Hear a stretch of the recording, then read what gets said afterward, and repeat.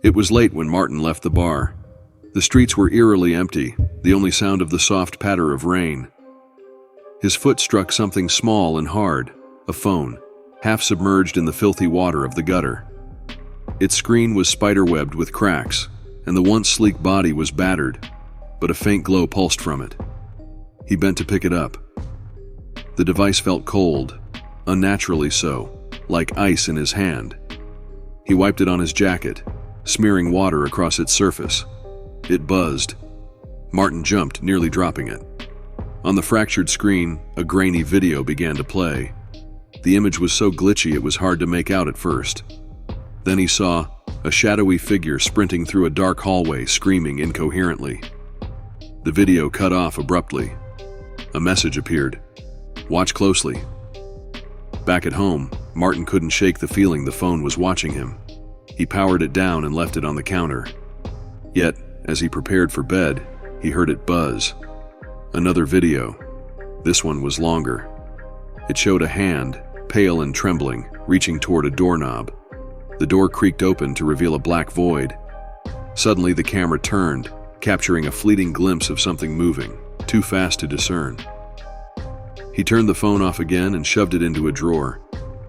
That night, he dreamed of empty hallways and doors that opened into nothing. Martin tried to forget about the phone, but it wouldn't let him. Every time he opened the drawer, it was glowing faintly, despite being off. Buzz. Another video. This one showed a woman in a kitchen, her back to the camera. She was chopping vegetables, humming. Slowly, she stopped.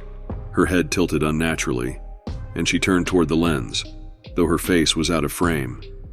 She stepped closer. The screen went black. A text appeared. "You should have left it." Martin felt the chill again. The phone buzzed, louder this time. A new video. Martin hesitated, his finger hovering over the screen. The thumbnail showed something familiar, his building. He opened the video. The footage was shaky, as if filmed by someone walking toward his apartment. The perspective changed. It was outside his window now, peering through the gap in the blinds. Martin froze. The video kept playing, the camera panning to his kitchen, his living room. It was inside. Suddenly the phone rang. The caller ID displayed a single word. "Answer." With trembling hands, Martin accepted the call. For a moment there was silence. Then he heard it. Footsteps, coming from the hallway. "Who's there?"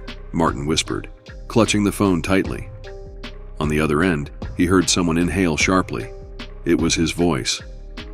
"I'm here," the voice said. The line went dead. Martin's gaze snapped toward the drawer where he had shoved the phone earlier. It was open, the phone resting innocently on the counter. He turned, heart pounding, and saw something he would never forget. A shadow slipping into the room, moving unnaturally fast. The lights flickered, and the phone buzzed again. This time it was recording. The screen showed Martin's own terrified face as the shadow loomed over him. A jogger paused, noticing the device. Curious, he bent down and picked it up. The screen flickered to life, and a message appeared. "Watch closely." The jogger inspected the phone, puzzled by its cracked screen and odd glow. His thumb hovered over the message. "Watch closely. Curiosity 1." He tapped it. The first video played. It showed a man sitting in a small, cluttered apartment, his face obscured in shadows. The man's fear was palpable as he stared at something off camera. The footage flickered, static filling the screen, and when it resumed, the man was gone. The camera panned to an empty window, blinds swaying slightly. The jogger frowned. The video ended, but the phone buzzed again. A new video. This time it showed the jogger himself, running down the same street filmed from behind. He whipped around, searching the empty sidewalk. The phone vibrated harder, almost violently. A call.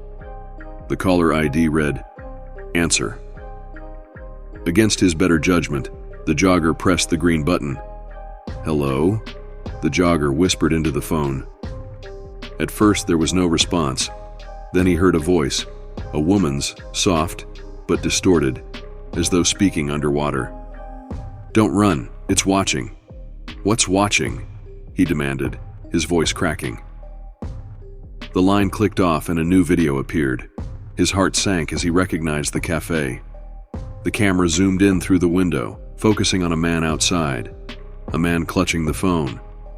The perspective shifted, moving closer. The jogger sprang to his feet, scanning the street. Nothing. The phone buzzed with a new text. "Running won't help." The jogger locked the door, bolted it, and shoved a chair under the handle for good measure. He threw the phone into the sink, turning the faucet on full blast.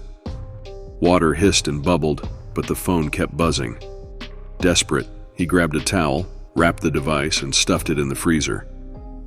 The vibration stopped. He sighed in relief, slumping onto his couch. Hours passed, and the apartment grew unnaturally quiet. Then, a sound, a soft, deliberate knock at the front door. He froze. The knock came again, louder this time. Slowly he approached, peering through the peephole. Nothing. The hallway was empty. The knocking stopped, replaced by a faint buzzing sound. Behind him, the freezer door creaked open. A homeless man shuffled past, spotting the faint glow. Intrigued, he picked it up, tapping the screen. A message appeared. "Watch closely." The first video showed a familiar apartment, its freezer door ajar.